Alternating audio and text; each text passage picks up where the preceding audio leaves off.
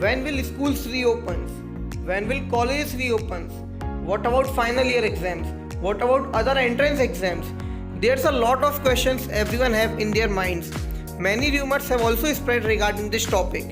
Till now, no such confirmation have been given by the government regarding these topics. These all rumors creates a feeling of terror in the minds of the students.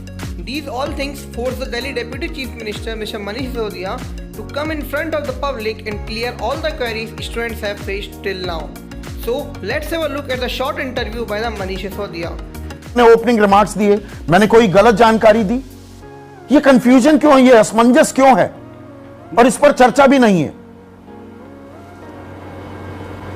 नहीं, मैं बिल्कुल आपकी बात से सहमत हूं कि काल तो देखिए संकट का है, अब इससे तो हम नहीं बच सकते, भाग सकते कि इसमें कोई विकल्प नहीं है, हमारे पास कोरोना है। लेकिन ऐसे समय में डिसीजन लेना हम सरकारों की जिम्मेदारी है। हम छात्रों के भविष्य को लटका के ना रखें।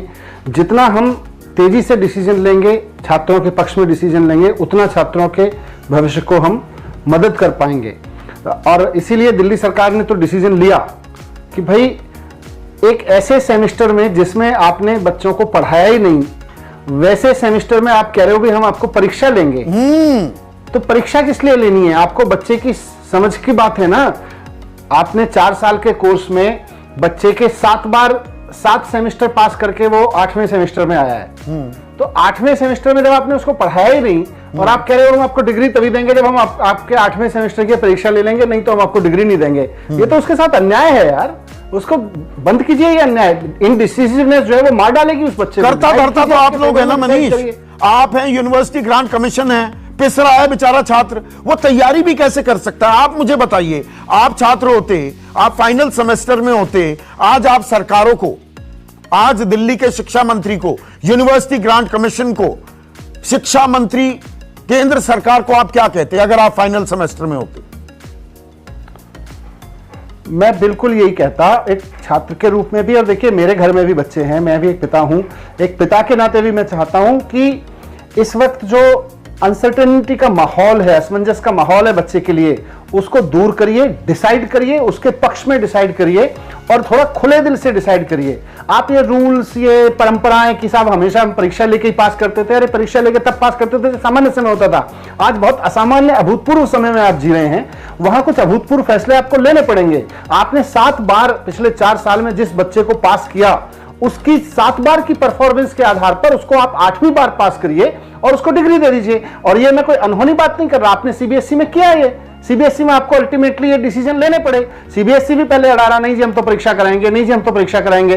अंत में जब लगा कि अब मामला हाथ से निकल जाएगा, बाहर जा रही है बात, तब सीबीएसई को डिसाइड करना पड़ा। आज यूजीसी अड़ा हुआ है, नहीं जी हम तो परीक्षा कराएंगे, हम तो परीक्षा कराएंगे। किस लिए कराओगे यार? जिस परीक्षा में, जिस सेमेस्टर की आपने पढ़ाई नहीं कराई उस बच्चे को, उसकी परीक्षा करा के आप क्या जानना चाहते हो? पर जहां पढ़ाई नहीं हुई तो डिग्री कैसे मिलेगी? अगर मैं काउंटर सवाल आपसे पूछूं, फिर तो वो डिग्री आधी अधूरी हो गई और बहुत से अच्छे ब्राइट स्टूडेंट के साथ नाइंसाफी हो सकती है कि सबको पास कर दिया। एक आपने बेंचमार्क बना दिया, एक एवरेज आपने मार्किंग सिस्टम बनाकर सबको पास कर दिया, फिर तो गधे घोड़े बराबर हो गए मनीष।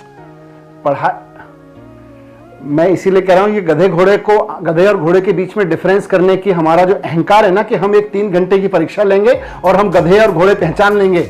मैं इन परीक्षकों को ही कहना चाहता हूं सबसे पहले कि इस अहंकार ने देश को मार रखा है, पूरी की पूरी शिक्षा व्यवस्था को बर्बाद कर दिया इस अहंकार ने, कि हमारे पास वो जादू की छड़ी है जिसे हम परीक्षा कहते हैं। 3 घंटे में हम पता लगा लेंगे आप में से कौन गधा है और कौन घोड़ा है। इस परीक्षा की अकड़ ने ही मार रखा है। और आज फिर वही अकड़ हम अपने उन स्टूडेंट्स पर जो अपनी डिग्री का इंतजार कर रहे हैं। बहुत सारे लड़के लड़कियों ने नौकरियां ले ली हैं उस पढ़ाई के पूरे होने पे। उनको लग रहा था फरवरी मार्च में उनके कैंपस इंटरव्यूज हुए, उनको ज्वाइनिंग का इंतजार है। अब आप कह रहे हो हम तो परीक्षा कराने की स्थिति में नहीं है और जब तक परीक्षा नहीं कराएंगे तब तक हम आपको डिग्री नहीं देंगे। इसीलिए मैंने कह रहा हूं आपसे कि 4 साल के एग्जाम में आप उसको 7 बार परीक्षा लेके पढ़ा चुके हो। और ये जो अंतिम परीक्षा है, जिसको आप अंतिम 8वें सेमेस्टर की परीक्षा कह रहे हो, वो पूरे 4 साल की परीक्षा नहीं होती है, वो भी 6 महीने की परीक्षा होती है। 6 महीने में जो पढ़ाया जाना था उसकी परीक्षा होती है। आपने जो पढ़ाया ही नहीं उसको कह रहे हो हम तो जिद पढ़े हुए हैं जी, परीक्षा लेंगे हम आपकी। किस चीज की परीक्षा लोगे? नहीं, और ये मामला सुप्रीम कोर्ट पहुंच रहा है। यूनिवर्सिटी ग्रांट कमीशन, अब सुप्रीम कोर्ट ने बाकायदा वहां सवाल यह पूछा कि भाई डिजास्टर मैनेजमेंट एक्ट लगा दी है दिल्ली ने या महाराष्ट्र ने, तो वो ओवर रूल करेगी क्या यूजीसी के डायरेक्टिव्स, उनके गाइडलाइंस को? अब उसके लिए हलफनामा देने के लिए और वक्त मिल गया। मतलब कानूनी लड़ाई में हम पिसे रहे हैं, आपस में बैठकर बात नहीं कर सकते आप लोग।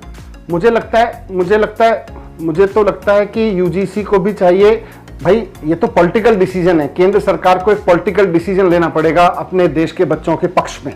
केंद्र सरकार यानी भारतीय जनता पार्टी को अपने देश के बच्चों के पक्ष में डिसीजन लेना पड़ेगा, अपने नौजवानों के पक्ष में डिसीजन लेना पड़ेगा। लाखों स्टूडेंट्स इस डिसीजन का इंतजार कर रहे हैं। जब राज्य सरकारों ने डिसीजन लिया तो केंद्र सरकार अब कह रही है बीजेपी की कि हम नहीं करने देंगे। तो ये बीजेपी को सोचना पड़ेगा कि वो स्टूडेंट के साथ है, उनके भविष्य के साथ है या उनके खिलाफ है।